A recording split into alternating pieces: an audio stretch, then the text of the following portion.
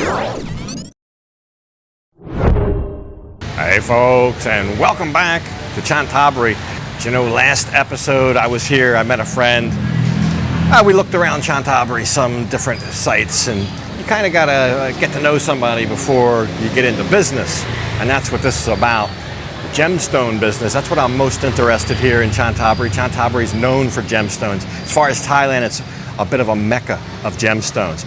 And I was here 30 years ago, and just because Chantanaburi is the mecca of gemstones, that doesn't mean that's where they came from. But they came from this area. Many did come from Chantanaburi, but the next province over, Trat as well, and even as far over as Cambodia. 30 years ago, the thing to do was to go to Trat, get on a boat, about where you would get the Koh Chang ferry now, and that boat would hug the coastline and go into Cambodia, where there was a gemstone market waiting for you when you got off the boat. And the prices were very low, and you could buy raw gemstones there. And the business aspect of it is to buy the raw gemstones, to get them cut, maybe get them set. You can make money along the way, turning it from just a pretty rock into, well, a gemstone. I'm stood on part of old Chantanaburi here, and this is where the gemstone market will be, only on Fridays. And I need kind of a friend to help navigate me through all this. Like I said, it's changed over the last 30 years, so much so that the gemstones here have, well, they've largely been mined, maybe overmined. And it's years and years before they, I don't know, grow back or however they get produced. Now, I'll show you where we started. The whole new aspect of this is they come in from Africa. There's actually what's called Little Africa here in Chantanaburi. A street just littered with gemstone shops, and they import these from Africa, and of course everybody there's African. There's different food there that I've only ever seen in Little Africa. Street food, kind of a, I don't know, maybe a fusion between Thai and African food. That's part of the changing landscape here. And I'm curious, is there still money to be made in the gemstone market? Can you still, as I was taught long ago, buy low, sell high? That's kind of the secret to all the business. But we'll see. We're going to see, and I'll take you along with us. This opens at 10 a.m. It's only about 9 now, so they're just setting up.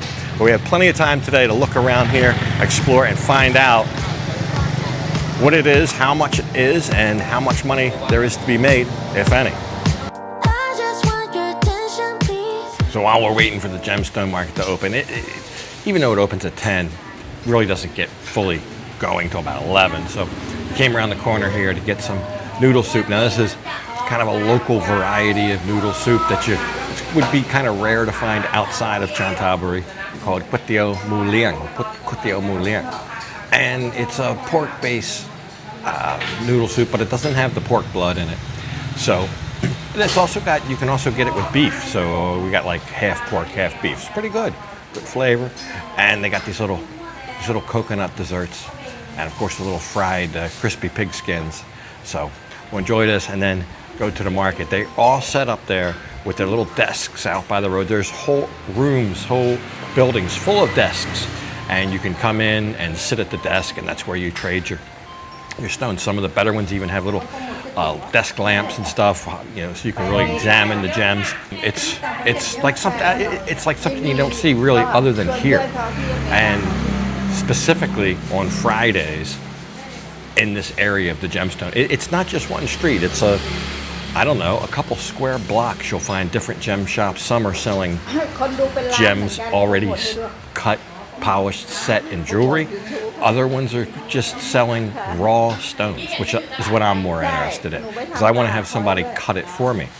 So every step of the way, from the raw stone to the rough cutting, the final cutting, the polish, and the setting, every step of the way, by the time you buy a ring with a gemstone in it, it can be expensive.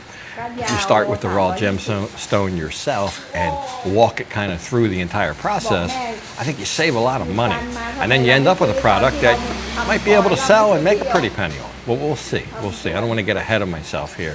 There's still a lot to learn. It's not 30 years ago. It's a whole new landscape. So that's right. Time to get down to brass tacks here. We will go into one of the larger pavilions, one of the more populated ones, and we'll get a table. And I want to show you what it's like to be here, what it's like to trade here. I want to show you some of the things on offer, some of the things we were presented with, and the prices. So there's the first item up for bids. Just as an example, a whole bag of rubies there, already cut, mixed colors, clarities, qualities, but 560 carats worth. And that came out to total weight, what they wanted was 280,000 baht.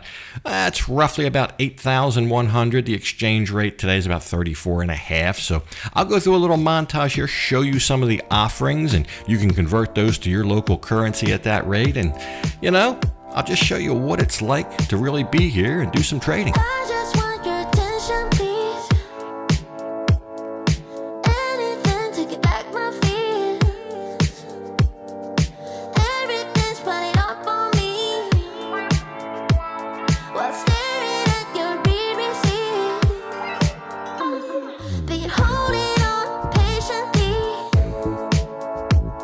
We're bulletproof than you think, but I forget how to be. Why? Staring at your read receipts. And now you pop online, sending little smiles, telling about your day like I give a shit. I took a seat, we took a seat in big corner market here. We got a desk, we had our lamp, we had our little scale, we had everything. And then all the people that have something to sell will come up and try to sell it to you. So they have both, mostly stones that have already been cut, single piece. Some of them have bags. 60 carats worth of sapphires in one bag, 200,000 baht. I mean, there's huge quantities here. They'll tell you how much it is per carat and how many carats they have, and you can inspect the stones. It's another place here you can get stones certified. There are some that will already have that certification, but not many. So you got to be careful. It's a little bit of a minefield. It could be, it could be cut glass. It's a lot of things to watch out for. Although if you buy it certified, you have less to worry about there. But never, the golden rule here, never, and I mean never, pay the price that they ask. Never pay the price that they ask. They might say a carat is 2,500 baht. You could probably get that down if you're really good to 1,000 baht. That's the secret in this, knowing what you're buying and how much, seeing how little you can get it for. Wow, I was almost overwhelmed with the amount of people that came up, and everyone just has their little bag of gemstones, whatever it is. Everyone's different. Some are more of a common or lower quality. Some are very high quality.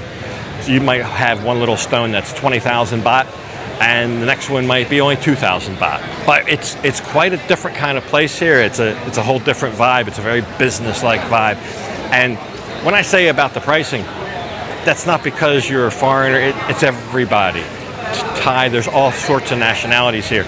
There are people from Arabia here. They're all over the Middle East, I should say. India, China.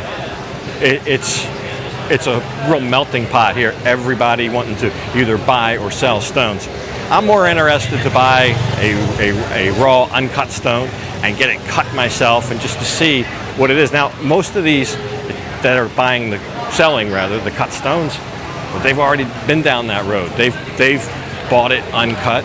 They've cut it, or maybe their wife cut it, or their family member, their aunt, their uncle. A lot of people have these little cutting mills in their home. They almost look like an old 45 record player. And they grind the stone, cut it, polish it, etc. And there's a big markup there from a raw stone to a cut stone. So the other part is you might start with a great big stone and only cut it down to a little one. So either way though, that's a big chunk of the profit there. And the next one is the setting into a ring, a necklace, a bracelet, or whatever, into the gold and getting it custom made, which also is very inexpensive here, but you don't necessarily do that here. That's something that could be done right in Pattaya, which I might end up doing, so stay tuned. My friend has a friend that has a jewelry store. We went in there. She's got all sorts already mounted, and that's what she sells. Nice air-conditioned store. It was nice to get and the air conditioner away from the heat for a minute. But here in the building behind me where all the desks are, it's rather cool. There's fans and everything. So they give you the scale. They just have everything set up. You just walk in, take a seat, and start buying or selling. If you're selling, you don't take a seat. You walk around to everybody who's seated. But I'll show you what I end up with. We got a couple deals brewing. Like I said, you never pay the price. You get their price. You see how far that'll go. You tell them to come back in an hour. Maybe you see something that you like better. You drop the price again. It's all about buying low, selling high. So I'll show you at the end what I end up with. I got a couple deals brewing, and we'll look at it now. You guys can tell me what you think. You think if I got a good deal or not. So I looked at many deals, talked to a lot of people, but I finally decided on one. So I'll show you what this is. This is a raw, uncut blue sapphire. These tend to be the more valuable stones here, especially if they have a nice rich color, which some of this stone does. So it is just shy of 5 carats in weight. And there it is, which will show you a little bit of the color here. So I've decided to buy this. 4.95 carats cost me 500 baht. I think they were originally asking either 1,000 or 1,200. Got that down to 500 baht. Our goal is to see if I can turn this into maybe the cut stones after I get it all done to maybe as much as 3,000 baht. So we'll see. I'll follow up later.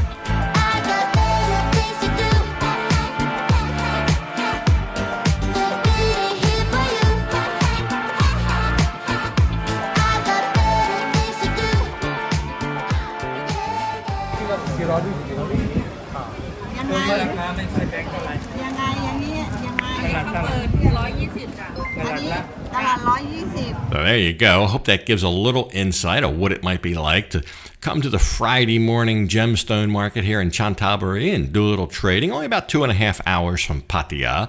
So you could come just to look if you wanted, if you were interested, just to kind of take in the sights. But I'll follow up on my stone in a future episode. But for this one, got to go ahead and leave it off right here. And as usual, I'll thank you for watching.